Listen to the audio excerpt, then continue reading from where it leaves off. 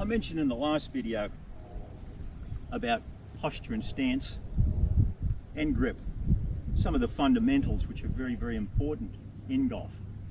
And what I want, hopefully, that you can understand from this is I want to make sure that you really know that if you don't have a setup, you haven't got a swing. I love to fool with for kids. If I ain't got a setup, I ain't got a swing. It's so true. Mo Norman said that to me many, many years ago when I first met him. So once you've got your grip, what we've got to do is we've got to learn out, well, how do we stand and posture ourselves to the golf ball? One thing I've learnt in life the hard way is this: if you don't stand for something, you'll fall for anything. So don't be fooled. You've got to make sure that your stance and posture is well balanced, because you are moving this implement through 12 to 18 feet, depending on what club you've got, at possibly anywhere between 70 and 123, 125 miles an hour. So you've got to be well balanced at all times. Your posture and stance is critical. So how do we do this? What we've got to learn to do this, I'd suggest you get some alignment sticks, and these are available at Lowe's or Home Depot or even Walmart. And they're basically driveway markers.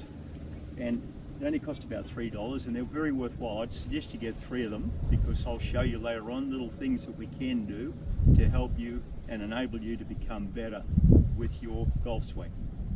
Once you've got your grip, what I want you to understand is we have 12 joints. 1, 2, 3, there's 6 here.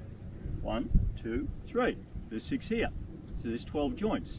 Now if we don't have these aligned correctly and balanced, we'll never be able to swing this golf club with the speed that we're trying to and remain in balance. So what we're going to do first up is I'm going to show you, once you stand, we're going to take a stance which is roughly about slightly wider than my hips and slightly inside my shoulders. Everyone's going to be a little different. You've got to work out what's good for you. But we're just going to start there, okay? So once we've got our stance, what I want you to understand is most people don't know where your hips are. So I'm going to explain to you, when I do this in clinics, I ask people, well, show me your hips, and guess what they do? They show me these things. Well, they aren't your blasted hips. Right here is your hips. It's a ball and socket joint. So what we've got to do, once we posture ourselves, is we keep the ankle bone and the hip joint in line. When we can do this, we can bend from the hips and keep those joints in line. And I'm going to have a very soft knee flex. You'll notice the weight distribution is underneath the heel or the ankle bone to my heel. I prefer the weight slightly back rather than, if you, watch this, if I bend from these hips and go forward, my weight comes forward. I'm out of balance. I will be always trying to swing my way into balance again. I don't want to make this harder than it already is. It's pretty simple once you get used to this. So starting here from the hip sockets, bend from the hips, keeping the legs straight. Everything will be over the ankle bone. That's the key. Then flex the knees very softly. Once you've done that, just feel like I'm going to clap my hands, and now I'll be in great balance. One of the things I want you to do when you set your left foot is to flare it somewhere between 22 and 25 degrees open. And this allows the femur to rotate inside your hip joint. It's going to clear your way out so I can rotate even faster through the ball.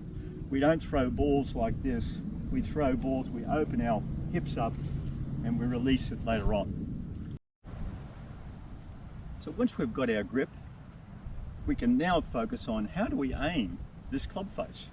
It's the leading edge that I want to make sure that we aim correctly.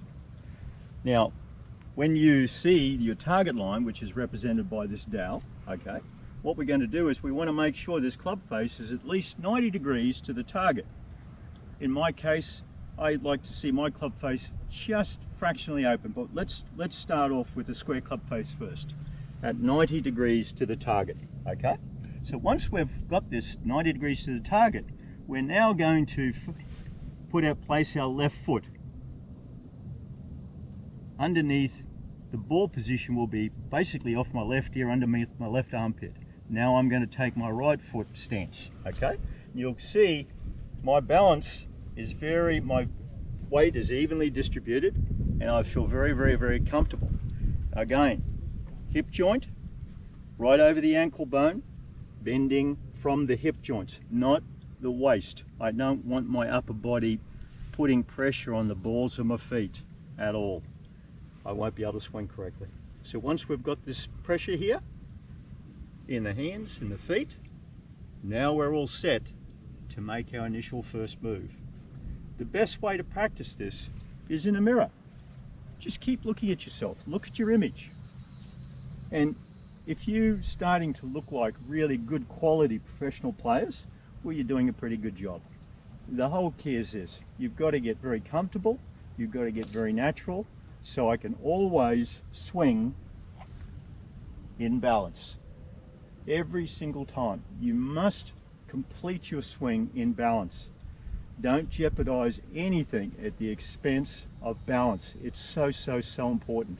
I say this to my students: you've got to fake it until you can make it in every single shot.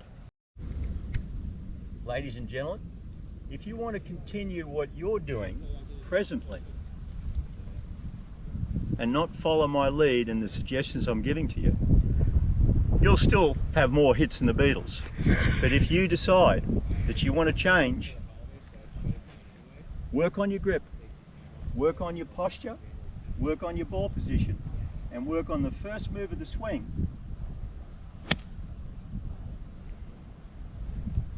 and you'll play the best golf of your life. This is John Wilkinson from Down Under Power Golf Academy. If you like any of this content that I'm presenting to you, please like, share and subscribe, and we'll see you next time. See ya.